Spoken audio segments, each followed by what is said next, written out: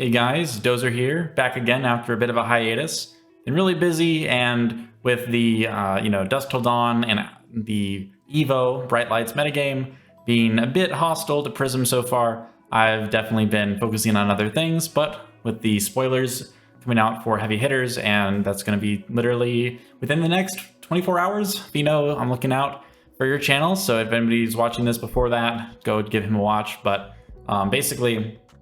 I just got done with locals, and it's been a while, and I'm eager to see what new tools Prism is going to get, because currently the deck has a fair amount of weaknesses, but I wanted to share where I'm at with Prism at the moment, and what my thoughts are on the different directions you can take with her, since I've been pretty active in the Prism Discord lately, for the Purple Discord, if you're familiar with that. So let's just get right into it. This is my most recent, simple, no real spice Prism deck. I called it Who's Left because, everybody's been LLing and all my decks have been dying. So let's just get right into it, right? So naturally, we've got Prism, right? Prism's all about flipping her Figments over into Angel allies that can protect her with Ward. So they are kind of like a bit of an onboard defense reaction / Oasis Respite. It's pretty good in certain matchups, but in other matchups, it's not so good. And really finding the right windows to use your Angels can be really difficult. But once you find those in those matchups, they can be really impactful. So getting to tutor multiple Figments out of your deck is also pretty good, because the Figments cost 4 to play, and you never want to do that. So normally I default to Empyrean Rapture. Now, yes, I did spoil this card, and that makes me a little biased, but I do think this card is severely underrated by the community. The reason for that is that a lot of people want to run Tunic, even if you're on a Luminaris package, and I think that's just silly, because even if you can do some plays with the Tunic resource sometimes, it's so infrequent and it's so outside of your control based on if they line up or not. And unless you're in a super duper slow matchup where you're never hitting with your Heralds, Empyrean Rapture definitely not only gives you more realized value off the 2 resources, effectively that it saves you on a turn when you hit with a Herald or get a Herald in your soul in general, but the other big thing is that you can threaten flipping a Angel on your turn. So let's say you had a block with 2 cards, maybe 3 cards, go down to 1 card hand, pitch to swing something out of your arsenal, like a War Tune or Triumph Red or something. Your opponent has to think, man, I really don't want to give this to them because they can heal 4 off of this, and that's a 2 card, like 12 value play.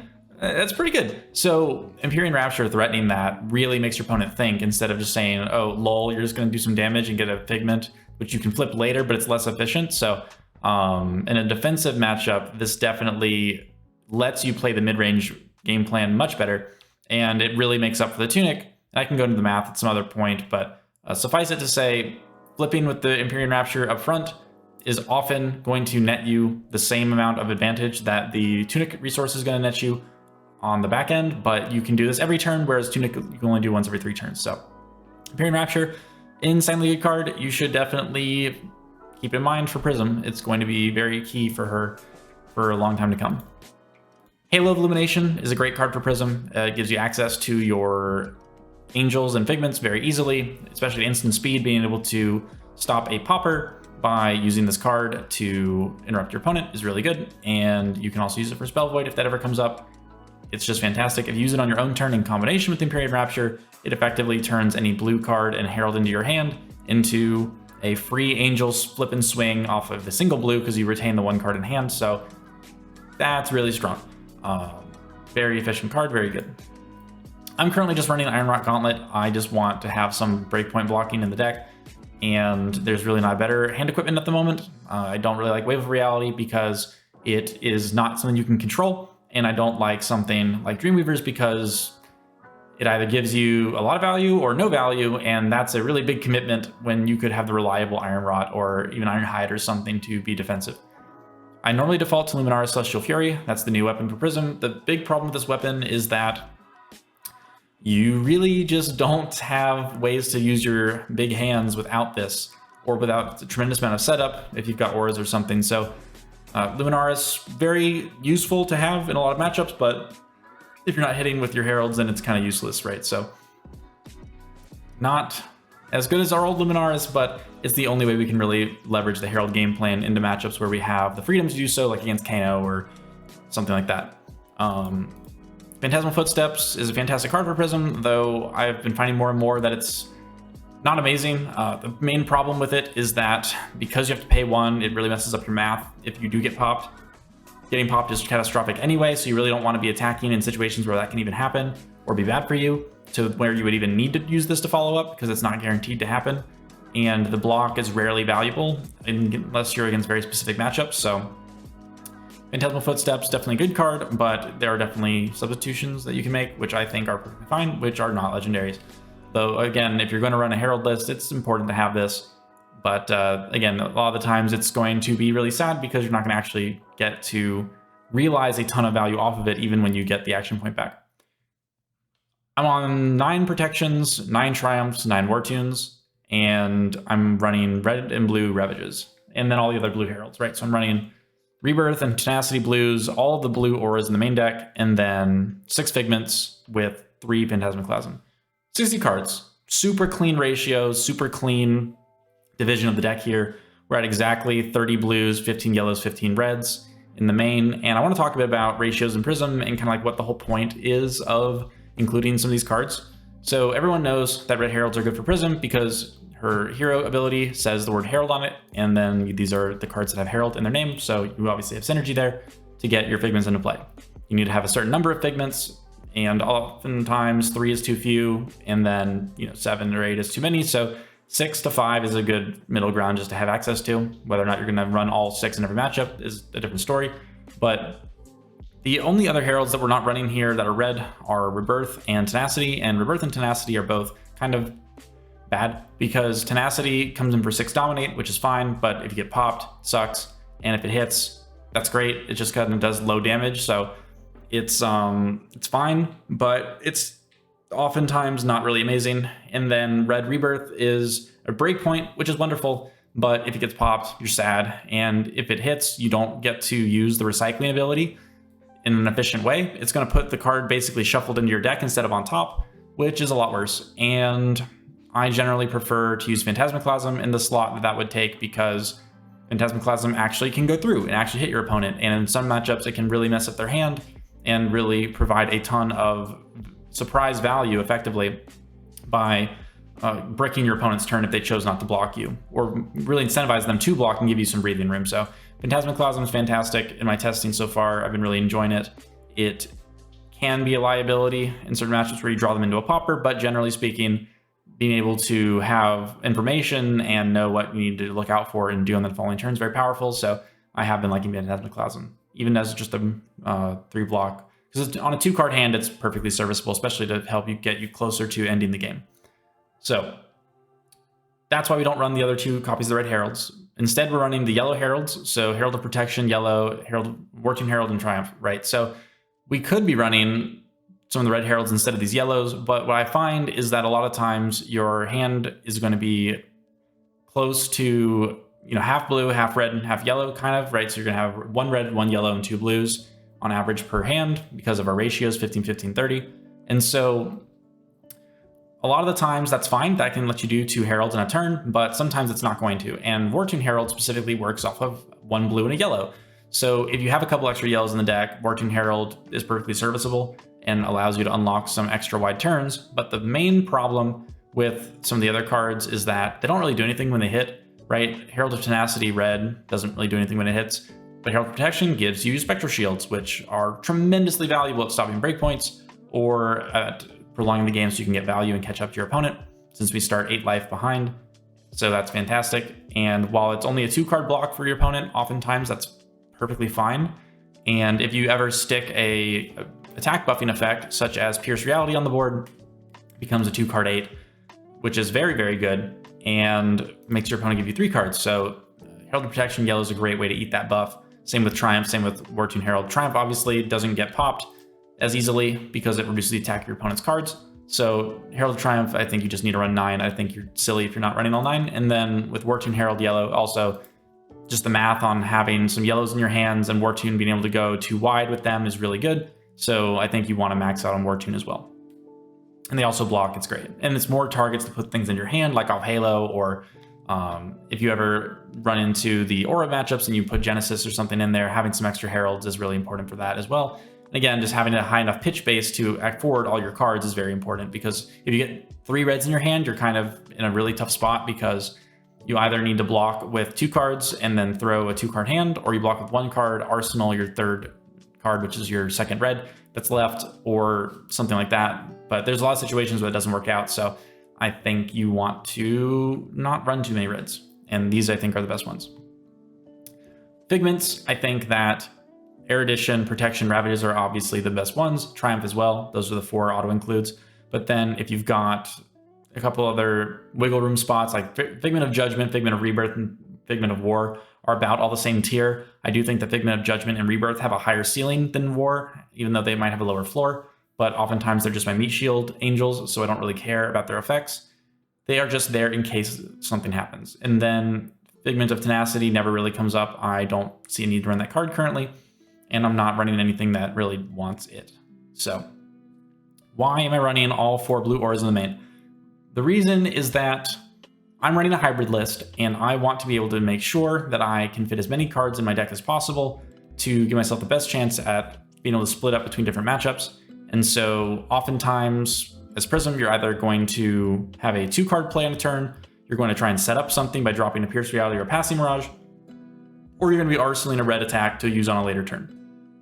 Because of that, you are oftentimes not going to care about having a Haze Bending or a Shimmers in Silver in your hand, because that was either something you should have been using to block or pitch on previous turn, or pitch to something like a Figment or something similar, or you're using it to pay for your actual turn. And the fact that it blocks 2 with a 3 block like a Herald or something blocks 5, that blocks most cards as far as the things that put on hits. So it's totally fine. And yes, there are 2 blocks, which could be 3 blocks, but I've seen some people like Rhea, who's going to be on the channel in a minute when I post that video, probably tomorrow, but running things like the Enigma Chimera Blue, which is a 3 block, which has like no synergy with the deck, but it's fine, I guess. And then there's things like Warmongers, which again, it's a card that doesn't have Go. Again, it has the same problems with all the other blue auras, but it's something you can play in a 1-card hand, though it's not amazing, even if it can break certain heroes. So, you know, it's not something that I'm jumping to include in my decks, because again, I'm just trying to cram as much raw value in and just have a lot of synergy as much as possible. So the reason for all that is that I'm running 3 of every aura that I can, except for Arclight, because Arclight, it's kind of weak these days, and you only need 2 for the loop. So as long as you can play those out, and they're expensive too, like to cast, right? So I don't really think that I want to have 3 Arclights ever anymore, but I do have the Tunic with the Iris and Mage Master combo here, because in some really slow matchups, yes, you do want to have access to Tunic. However, the more and more I've played the deck, I realize like Tunic is way overvalued, and if you're playing the mid-range to aggressive matchups at all, you should be on Empyrean Rapture. The only time you should be using Tunic is if you're going to be getting 3 to 4 activations of it over time using an Iris build, because you can actually get a lot of cards out that way.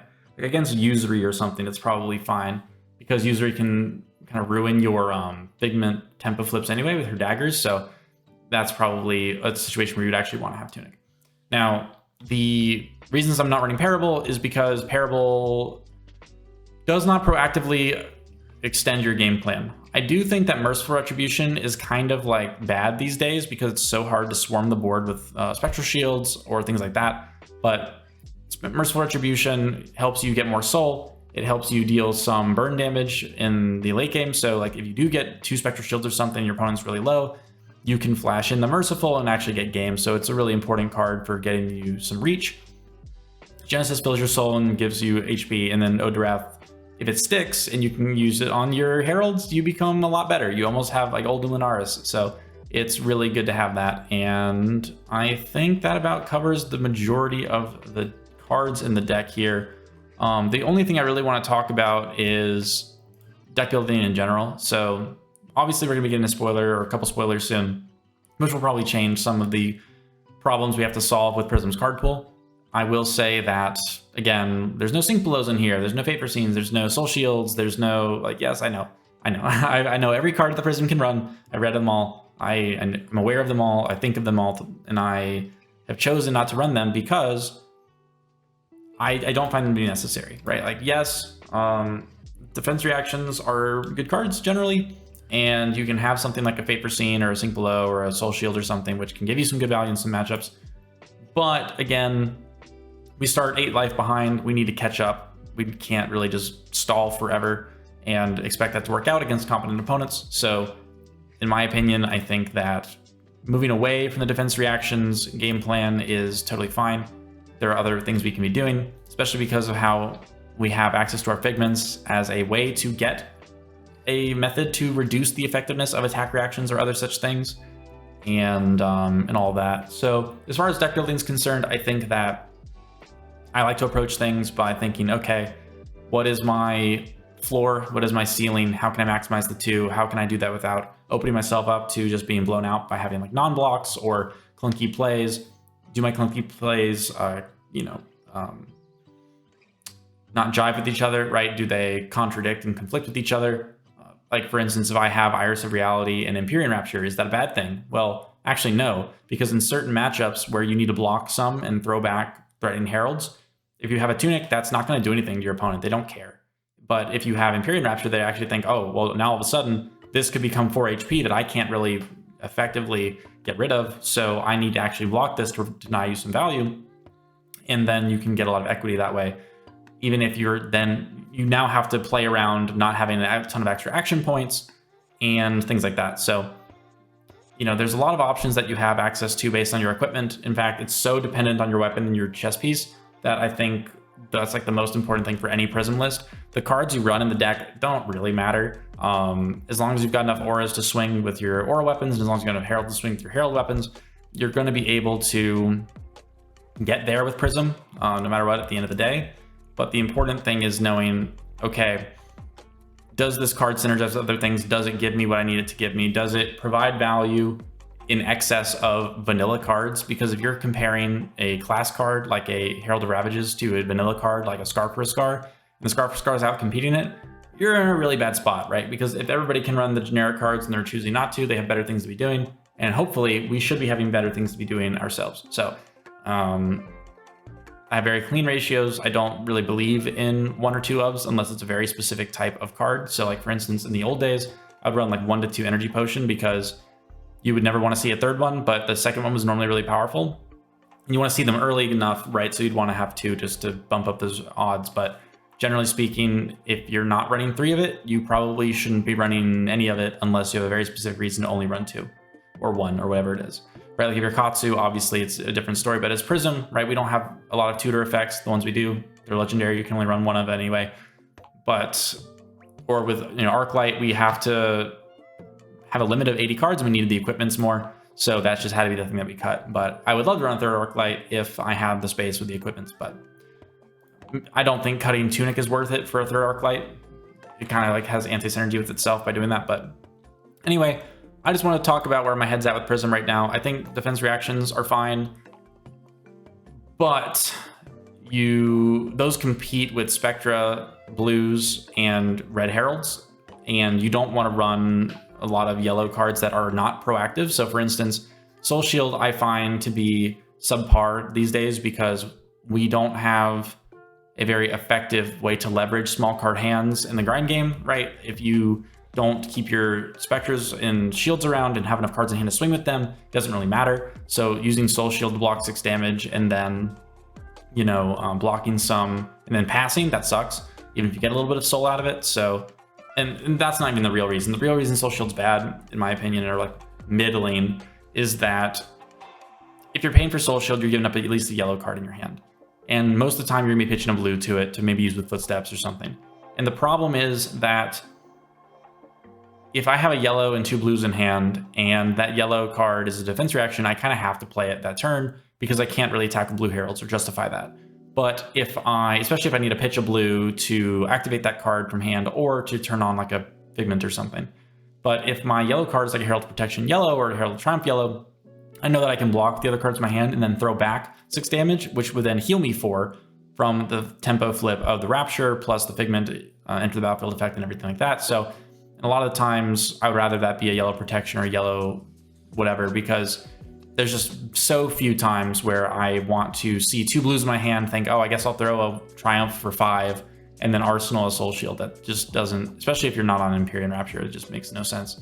So I know I talk a lot in these videos about my own opinion, but I am super curious about what the rest of you think. If you have your own reasons for why you run certain cards or what you disagree with me on for various things, I really do want to hear it. I want to talk about it in the comments and address it in future videos. I love discussing about the game. I don't really claim to know everything, but I definitely have a lot of experience and I definitely have thought deeply on the topic, and that's why I like listing out my hypothesis and my theory and then seeing if it works in practice. So far it's been working out for me.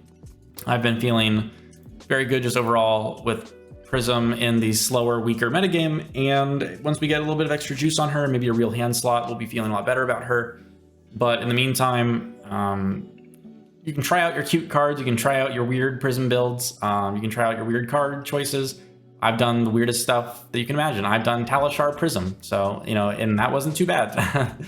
But we're all just trying to figure this out. So if you got any thoughts, you got any questions, you got any, you know, things you disagree on, let me know. And let's hope these spoilers are good. So thanks for watching. It's been a while, but it's good to be back, and hopefully I'll be seeing you guys more soon. Take care. Peace.